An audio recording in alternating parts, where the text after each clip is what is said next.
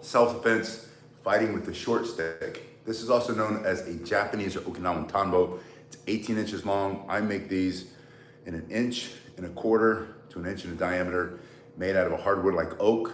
You sand it really well. You soak it in butcher block or cutting board oil for a couple days. That brings back the life, the moisture that's in it, making it heavier so that it strikes for self-defense a lot harder and it's harder to break. First thing you're gonna see is there are 2 ways to hold it. One is to hold it like this, like you would a hammer. The other is to hold it like this, the way you would a screwdriver or an ice pick. We're gonna start this way because it's harder for the bad guy to rip it out of your hand. So holding it like this with a nice firm tight grip and about 1.5 inches, 2 inches coming out of your thumb side, you're standing behind your guard. The first motion you would do is strike with a jabbing motion, just like you'd punch him in the face for self-defense, and striking with this hard piece of oak into his teeth, his nose, his throat, his solar plexus. Think of soft tissue coming straight in, turning through your shoulders and hips. The second thing is swinging almost like a hook punch, coming into the side of his jaw or into his temple, into his neck. Again, striking with that hard part there. You might be sitting on a bench. He comes up and you have this, pull it out, smash him, hit him in the ribs, hit him in the thigh, smashing into those nerves, make it hard for him to stand.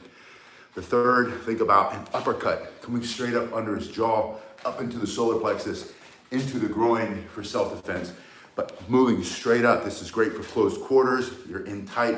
He's on top of you. His hands are on you. You get this up between his hands. He might be choking your neck. You smash this up 2 or 3 times, smashing his jaw. Hey, Michael, it's good to see you. So using it in this position, thrust, hook, uppercut. You also have this twisting of your wrist, smashing across, coming across his face with the long side of your tanbo self-defense stick, into the neck, into the ribs. You can also bring that straight up, again, using the twisting motion of your hand with the swinging of your arm, generating massive amounts of force, power, pressure. Maybe he's reaching, grabbing, trying to choke, stab, slash. You smash that hand, knocking his hand out of the way, then come across the face, up under the chin, at an angle, into his ribs, down into his ribs or his arm, down into the side of his head, down into his thigh, into his knee. Basic motions using your short self-defense stick. Then from this position, think about the guy coming up behind you, or multiple attackers. Maybe you smash this guy and then turn, hitting with this end, coming in through swinging your shoulders and hips, generating maximum amounts of force, punch, and then strike here, striking down, coming over the top, jabbing in like you would that screwdriver, that ice pick for self-defense, coming into soft tissue, coming into the face, into the nerves, into the solar plexus, reverse strikes, all in this motion. Second way you hold it, holding it like this. It's good practice. Traditionally, with the Japanese tanbo or the Okinawan tanbo, you would practice sliding, not taking your hand off and changing your grip, but sliding it through your hand is something you practice at home.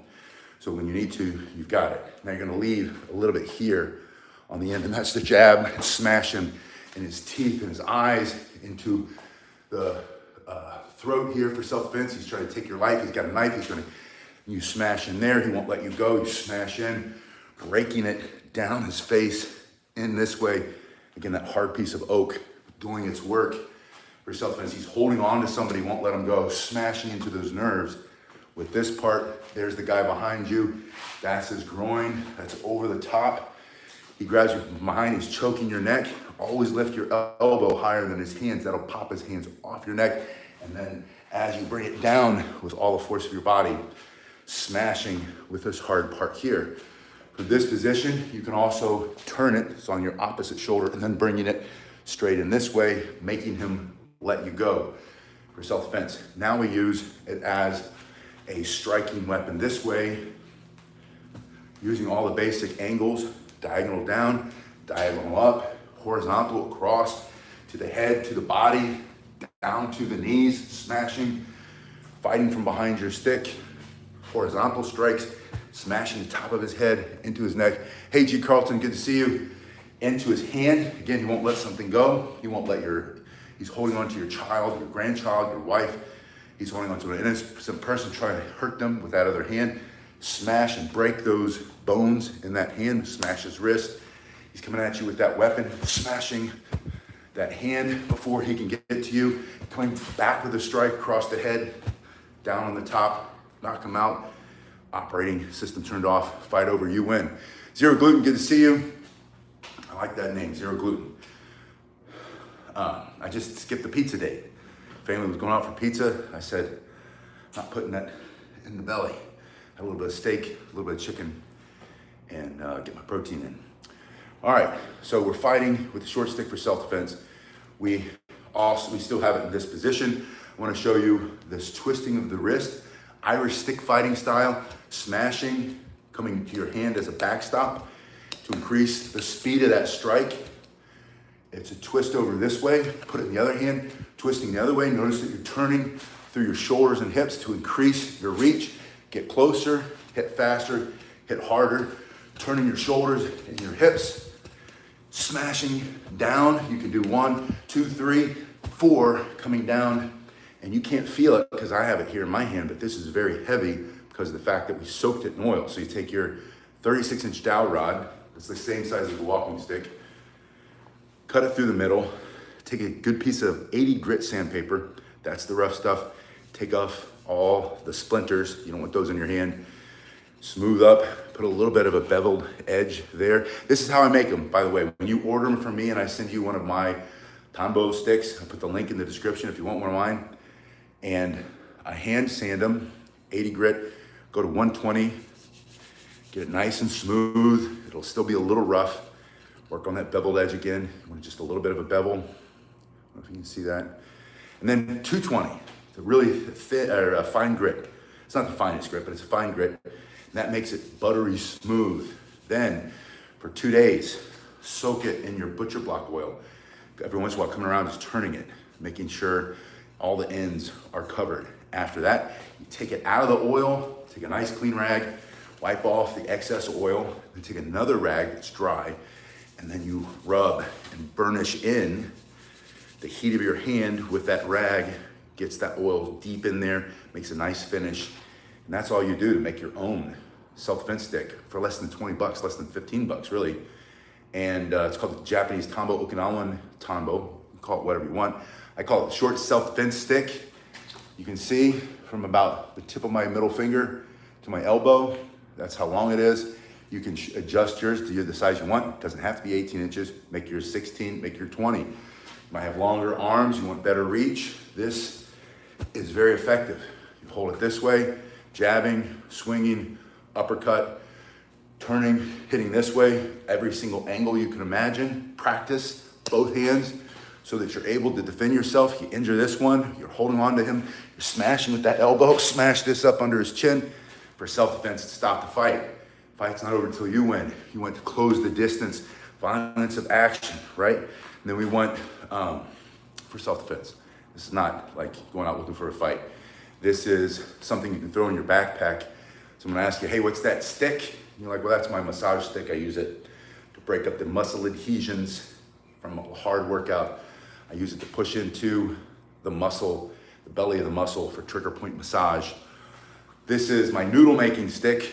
I like to make flour noodles, buckwheat noodles, and I roll them out.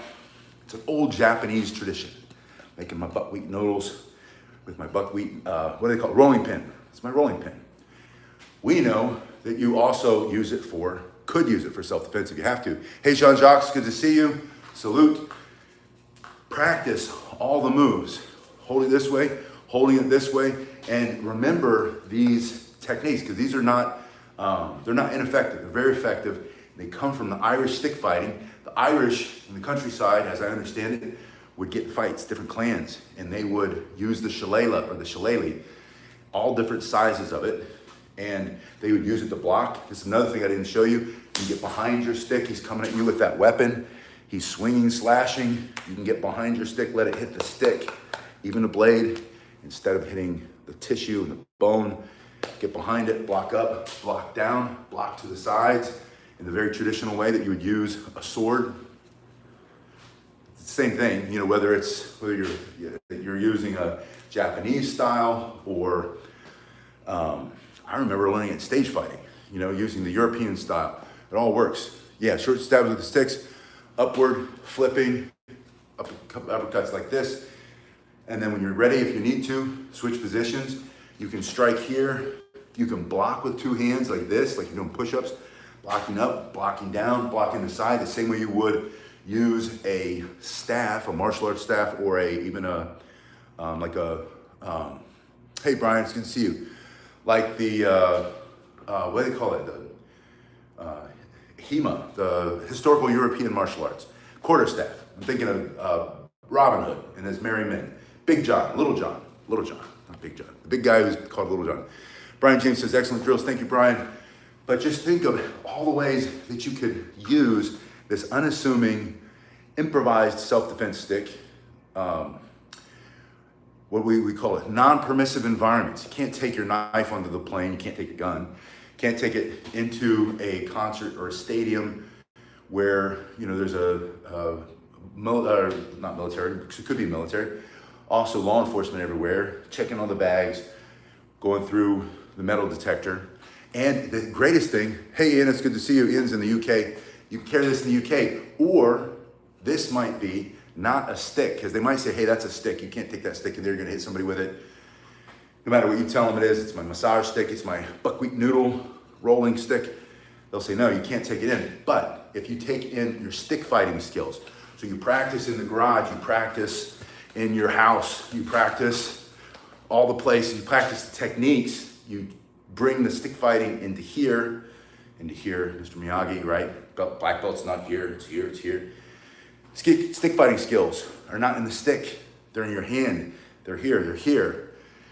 It's the understanding, twisting the shoulders and the hips, generate the power, stepping in just like a boxer does to increase that power. Oh, there's another way to use it. Fist load, smashing him in the face, just like a roll of quarters or brass knuckles. You take the stick fighting skills with you without the stick, but then everywhere I go, I'm always looking for something I could use. If I don't have this, if I don't have my blade, if I don't have my pepper spray, what could I pick up? Pepper, I like pepper gel. If I don't have those things, I saw another great use for the pepper gel the other day. They were some obnoxious people trying to disrupt something, and some law enforcement officers were trying to pull something away from them they weren't supposed to have. And finally, both of them pulled them out at the same time, two cops, and but then they were eating it within seconds.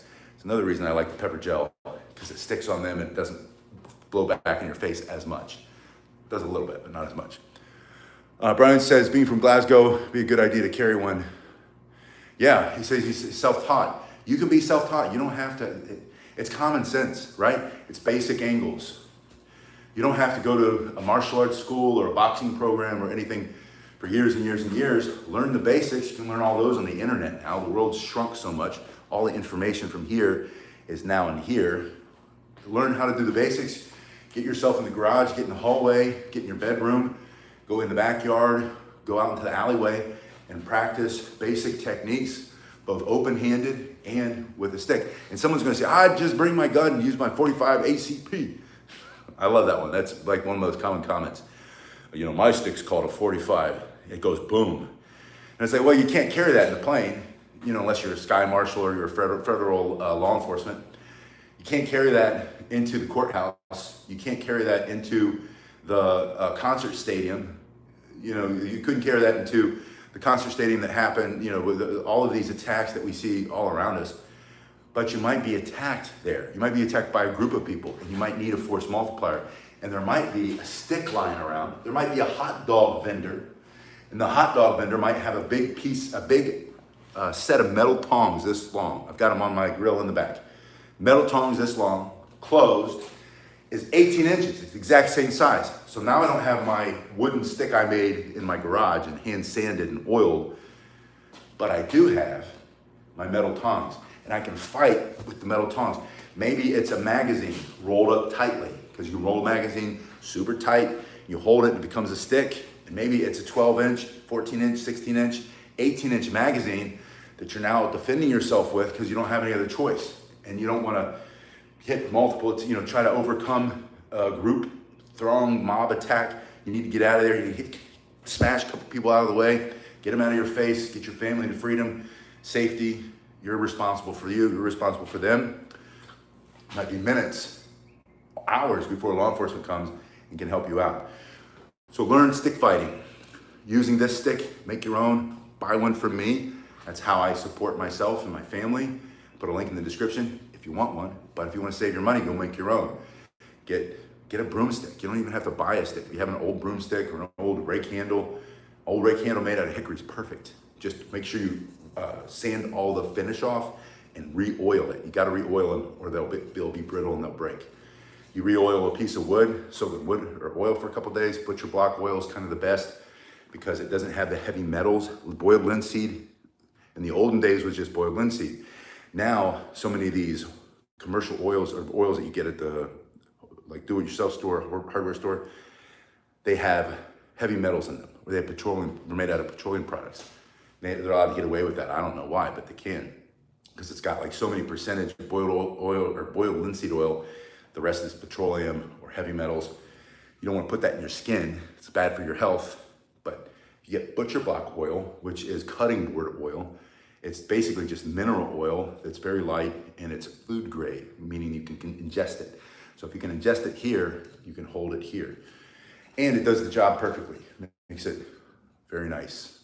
So make your own or get one from me. Again, the link is in the description. Learn how to fight with your stick, all the different ways that you can do that.